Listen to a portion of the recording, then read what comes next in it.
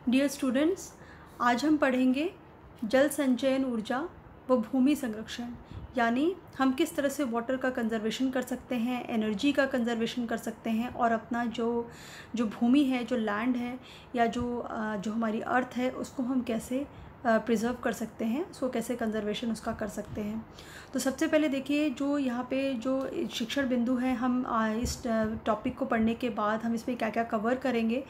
तो सबसे पहले हम ये जानेंगे कि जल एक संसाधन के रूप में क्या है और जल भंडारण वैश्विक रूप में और भारत के संदर्भ में, जल के स्रोत व गुण, जल संरक्षण व प्रबंधन की आवश्यकता, जल संरक्षण के उपाय, वर्षा जल संचयन, जल प्रबंधन के सरकारी प्रयास, सुझाव, ऊर्जा संरक्षण, भूमि संरक्षण व उपाय। ये हम अलग अलग वीडियोस में भी कवर करेंगे। आज हम जो पढ़ेंगे तो हम लोग पढ़ेंगे कि किस तरह से हम लोग जो जल कैसे एक स्रोत के रूप में है जल भंडारण, और कैसे हम उसका जो उसके हम कौन कौन से जल के स्रोत होते हैं, ये आज हम जानेंगे। तो सबसे पहले देखिए, हम सबको पता है कि जो वाटर है वो एक बहुत ही इम्पॉर्टेंट चीज़ है, बहुत ही महत्वपूर्ण चीज़ है ह्यूमन की लाइफ में। कहा भी गया है कि pure water is the world's first and foremost medicine, यानी जो ताज़ा जो जल होता है या जो स्वच्छ जल होता है वो ह्यूमन बीइंग के लिए एक तो सबसे इम्पॉर्टेंट और सबसे महत्वपूर्ण और सबसे पहली जो मेडिसिन है। अगर मनुष्य को स्वस्थ रहना है तो उसको स्वच्छ जल ग्रहण करना उसके लिए बहुत ही आवश्यक है।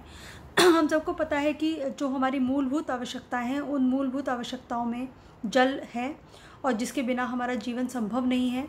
जो जल होता है वो उसके बिना पृथ्वी की कल्पना भी नहीं की जा सकती।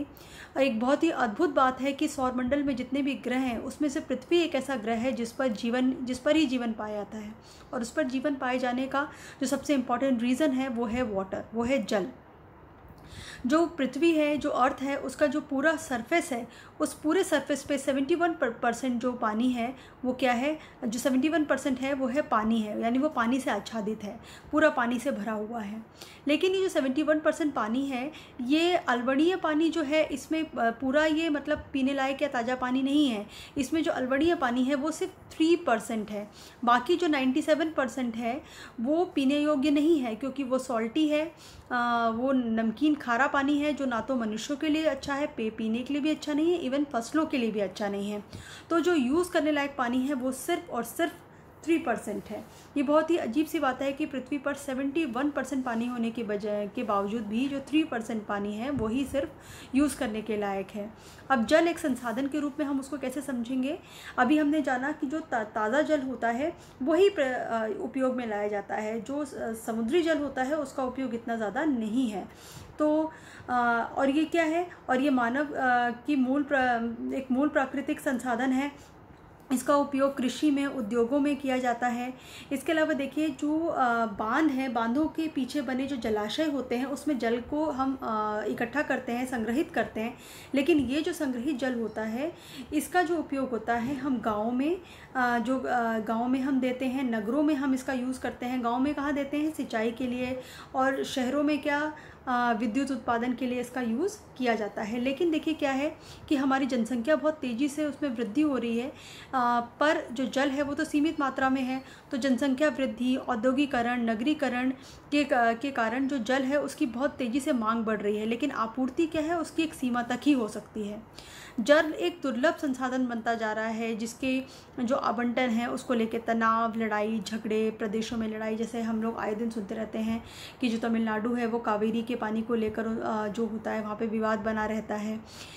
इसके कारण हमारे देश में जो जल की मात्रा है वो भी सभी प्रदेशों में समान नहीं है। जैसे कि पंजाब में तो जो जल है वो अच्छी मात्रा में है, लेकिन वहीं अगर हम देखें तो केरल में जल की मात्रा बहुत कम है, सिर्फ 35% ही वहाँ पर जो यूज़ करने लायक पानी होता है। इसके अलावा हमने देखा है कि पिछले कुछ ऐसे एक समय तो ऐसा था कि 200 दिनों तक लगातार केरल में बारिश नहीं हुई, जिसके कारण वहाँ पे सूखा पड़ने की बहुत ज़्यादा मतलब पॉसिबिलिटीज़ वहाँ पर हो गई थी। अब देखिए क्या है, अब हम जानेंगे कि जल का भंडारण या जल भंडार कितना है मतलब हमारी धरती में।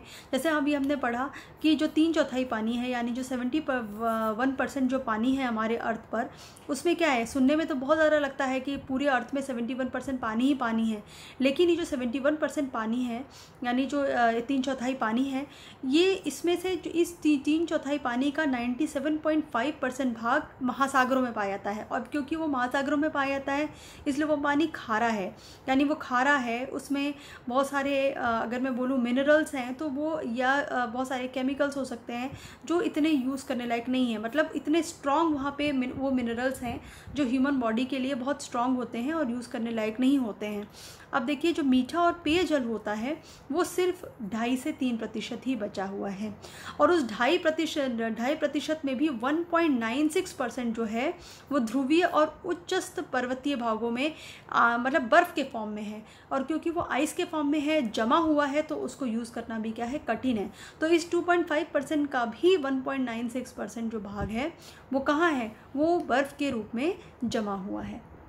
अब हम बात करते हैं भूमिगत जल की। तो जो भूमिगत जल है वो कितना है, वो सिर्फ 0.5% है, 0.5% है। अब देखिए क्या है, इन सब से क्या पता चलता है, इन सब से ये पता चलता है कि जो मानवीय क्रियाकलाप हैं उसके लिए सिर्फ कितना जल बच गया, 0.0018% जल ही उपलब्ध रहता है। तो 71% जल होने के बावजूद भी, पूरे अर्थ के सरफेस पर 3/4 जल होने के बावजूद भी जो मानवीय क्रियाकलाप है उसके लिए सिर्फ 0.0018% जल ही रह जाता है। अगर हम भारत की बात करें तो भारत जो है वो विश्व की कुल वर्षा का 4% हिस्सा वो प्राप्त करता है, और प्रति व्यक्ति प्रति वर्ष जल उपलब्धता के संदर्भ में विश्व में इसका 133वां स्थान है। लेकिन देखिए भारत जो है उसको पूरी दुनिया का 4% फ्रेश वाटर मिलता है, लेकिन हम ये भी तो देखें कि हमारी जो जनसंख्या है वो वर्ल्ड का 16% है, वर्ल्ड का 16% हमारी जनसंख्या है, लेकिन सिर्फ पानी कितना मिल रहा है, सिर्फ 4%। तो इसी से पता चलता है कि हमारे देश में भी पानी की अभी आपूर्ति बहुत कम है। अभी देखिए क्या है, भारत में जल संसाधन क्षमता 1440 घन किलोमीटर है, ठीक है। इसके अब क्या है, इसमें भी जो 69 क्यूबिक किलोमीटर जो है वो सरफेस वाटर है, और जो भूमिगत जल है वो 450 क्यूबिक किलोमीटर है। तो अब क्या हुआ है, इससे क्या हुआ है, इन सब पानी को यूज़ करके, यानी जो हमारा सरफेस वाटर है या जो हमारा भूमिगत जल है उसको यूज़ करके क्या है, हमारे कृषि के क्षेत्र में तो क्योंकि हमारा देश में जो है एक कृषि प्रधान देश है, तो वहाँ पे कृषि को बढ़ावा देना बहुत ज़रूरी है। तो इसका उपयोग मेनली कहाँ कर दिया जाता है, कृषि क्षेत्र में सुधार करने के लिए लिया जाता है। पारंपरिक रूप में भारत में कुल जल संसाधनों का 69% जो उपयोग है वो सिंचाई के रूप में किया जाता है। जो भी जल उपलब्ध हैं उसमें 69% किसका वो कहाँ यूज़ कर लिया जाता है, वो सिंचाई के लिए यूज़ किया जाता है। बाकी का 23% कहाँ यूज़ किया जाता है, वो उद्योगों के लिए यूज़ किया जाता है।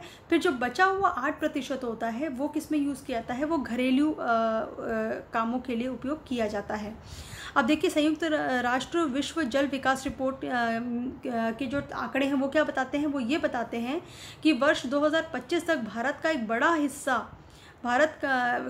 बड़ा हिस्सा विश्व के अन्य देशों और क्षेत्रों की तरह जल की नितांत कमी महसूस करेगा। जैसे कि हम सब जानते हैं मैक्सिको में पानी की कितनी कमी हो गई है, भारत में भी ऐसा माना जाता है कि कुल 16 देश हैं जहाँ पे पानी की बहुत ज़्यादा कमी है, जिसमें से भारत का भी क्या है, 13वां स्थान है। तो आने वाले समय में संयुक्त राष्ट्र की रिपोर्ट के हिसाब से भारत भी उन देशों में शामिल होने वाला है जहाँ पे बहुत ज़्यादा पानी की कमी महसूस की जाएगी। इसके अलावा देखिए जल के जो स्रोत हैं वो क्या क्या हैं, नदियों से हमें जल प्राप्त होता है, सागरीय भाग से हमें जल प्राप्त होता है, झीलों व तालाबों से जल प्राप्त होता है, कुओं से होता है, हैंडपम्प से होता है। लेकिन जैसा कि अभी हमने जाना कि जो पृथ्वी पे कई जल के बहुत सारे स्रोत हैं, लेकिन सभी स्रोतों से हमें उपयोग के लिए, यानी जिसको हम इस्तेमाल कर सकें या जिसको हम पी सकें या जिसको हम फसलों के लिए यूज़ कर सकें, ऐसा पानी हमें नहीं मिलता है। सिर्फ 3% वाटर ही ऐसा है जो स्वच्छ है, जिसको हम अन्य क्रियाकलापों के लिए हम यूज़ कर सकते हैं।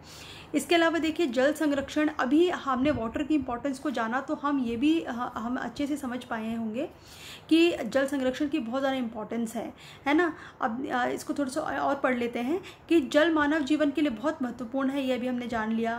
भारत एक कृषि प्रधान देश है, तो कृषि के लिए तो जल के बिना कृषि हो नहीं सकती, तो यहाँ जल बहुत अनिवार्य है कृषि के लिए। इसीलिए जल संसाधन का अधिकतम विकास एवं प्रभावकारी उपयोग अत्यंत आवश्यक एवं महत्वपूर्ण है।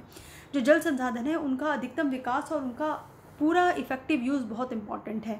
अब देखिए, जल के संसाधन की जो बढ़ती हुई मांग है और जो जल आए दिन प्रदूषित होता जा रहा है, कभी वर्षा ज़्यादा हो रही है, कभी कम हो रही है, तो इसके लिए तो जल संरक्षण और ज़्यादा ज़रूरी हो गया है। तो सबसे पहले देखिए, जल संसाधन के संरक्षण के लिए निम्नलिखित आवश्यक कदम मतलब ये बहुत ज़्यादा ज़रूरी है कि हम क्या करें। जल बचत की तकनीकी तथा विधियों का विकास करना, यानी हम ऐसी टेक्निक्स को डेवलप करें जिससे हम जल की बचत भी कर सकें और जो जल है उसको हम संचित भी कर सकें। जो भी अलग अलग सोर्सेस हमें पानी मिल रहा है, चाहे वो वर्षा से है चाहे कहीं से भी है, उसको हम क्या कर सकें, उसको हम उसकी बचत का हम क्या कर सकें, कोई ना कोई उसके लिए टेक्नोलॉजी हम डेवलप कर सकें। इसके अलावा देखिए, जल को प्रदूषण से बचाना बहुत ज़रूरी है कि हम जल को प्रदूषण से बचा सकें। ठीक है, जल सांभर विकास, वर्षा जल संचयन, जल के पुनः चक्रण, यानी जो वाटर जो रिसाइकलिंग किया जाता है, जल को कंजर्व करना और पुनः उपयोग और लंबे समय तक जल की आपूर्ति के लिए जल के संयुक्त उपयोगों को प्रोत्साहित करना। यानी हम क्या कर सकते हैं, हम जल को प्रिजर्व करके, यानी अगर हम उस वाटर को अगर हम स्टोर करके रख सकें, उसको कहीं पर उसको संचित कर सकें, उसको रिसाइकल कर सकें, उसका पुनः उपयोग कर सकें, उसको वेस्ट करने की बजाय, तो इससे क्या होगा, इससे जल की बहुत हद तक आपूर्ति जो है वो हो सकेगी। अब देखिए, जल अधिनियम 1974 प्रदूषण का निवारण और नियंत्रण, ये भी बहुत इंपॉर्टेंट है, ये आपको जानना बहुत ज़रूरी है कि ये जो एक्ट था, वाटर एक्ट 1974, ये क्या किया, ये जो एक्ट था, सबसे पहले देखिए 1960 में लोगों को, यानी गवर्नमेंट को ये महसूस हुआ कि जल प्रदूषित हो रहा है और उसको संचयन बहुत ज़रूरी है, उसकी तरफ ध्यान देना चाहिए। तो इस बात को लेकर 1963 में एक समिति गठित करी गई थी, जिसमें उस समिति में जल का जो प्रदूषण है और नियंत्रण और इसको लेकर लोगों का ध्यान, इस समिति का जो मतलब समिति का काम था कि वो इसकी ओर ध्यान दे। अब क्या था, फिर उसके बाद 1969 में क्या हुआ कि एक विधेयक, जो सेंट्रल गवर्नमेंट है उसने एक विधेयक पारित किया कि पानी गंदा हो रहा है, फैक्ट्रीज़ की वजह से जो मत्स्य जीवन है वो भी प्रभावित हो रहा है। तो इस चीज़ को लेके अब ये जो विधेयक है ये 1972 में क्या हुआ, इसको दोनों सदनों ने पारित कर दिया। फिर जाके 1974 में जो ये था, ये विधेयक जो था, ये लोगों के सामने मतलब इसको अप्लाई, इस एक्ट को लागू किया गया। और इस एक्ट को लागू करने के बाद फिर जो भी था कि जल जो जल का प्रदूषण हो रहा है, इसको निवारण और नियंत्रण के लिए अलग अलग उपाय इसको इस एक्ट में उन पर ध्यान दिया गया। इसके अलावा 1977 में भी एक एक्ट आया था, जो 1977 का जो एक्ट था वो भी प्रदूषण और निवारण के लिए था।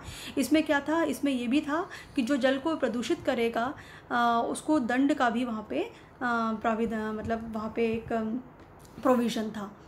इसके अलावा पर्यावरण संरक्षण अधिनियम भी था 1986 में, जिसको हम एनवायरनमेंट प्रोटेक्शन एक्ट कहते हैं। ये जनवरी 1986 में आया था। इसको भी पार्लियामेंट ऑफ इंडिया के द्वारा पास किया गया था। और सबसे पहले मैं आपको बता दूं कि जो भोपाल गैस ट्रेजेडी हुई थी, आई थिंक 1984 में हुई थी, तो उसको लेकर जब वो ट्रेजेडी हुई तो लोगों को थोड़ा सा मतलब उससे बहुत ज़्यादा पोल्यूशन फैला, तो उससे लोगों का जो ध्यान है वो इस तरफ गया कि हम किस तरह से एनवायरनमेंट को, हर तरह के जो पोल्यूशन है उससे हम बचा सकते हैं। तो ये जो एक्ट है ये हर तरह के पोल्यूशन, चाहे वो एयर पोल्यूशन हो, नॉइज़ पोल्यूशन हो या वो वाटर पोल्यूशन हो, सबकी तरफ, ये सबके निवारण की तरफ ध्यान देता है। तो अभी हमने जाना कि किस तरह से अलग अलग एक्ट बनाए गए, वाटर जो पानी है उसका कंजर्वेशन क्यों ज़रूरी है और वाटर एज अ रिसोर्स हमारे लिए कैसे इम्पॉर्टेंट है। Thank you so much.